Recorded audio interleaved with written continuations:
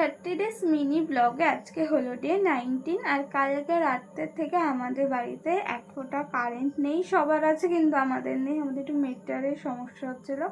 যাই হোক, সারা রাত খুবই কষ্টে কেটেছে। ভাবছিলাম কখনো সকাল হবে আর একটা লোক আসবে। কালকে এনেছিলাম রাত্রিবেলা একটা লোক, কিন্তু ওই লোকটা ঠিক পারিনি। তো যাই হোক, এইভাবে তো কাটলো রাত্রিটা। এবার সকাল হতে না হতে তখন প্রায় বাজে বেলা 12টা 1টার মতন। তখন একটা লোক আসলো, এসে ওই লোকটা একটু ঠিক করলো। তখন কিছুক্ষণ কারেন্ট ছিল, আবার চলে গেছিলো।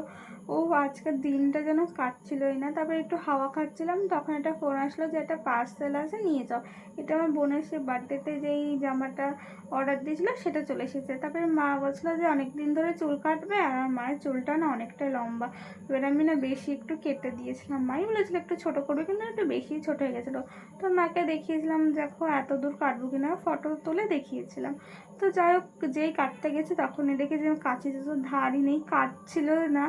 তো তখন বৃষ্টি এসেছিলো, আর রাতে খেয়ে নিয়েছিলাম ফুচকা। টাটা।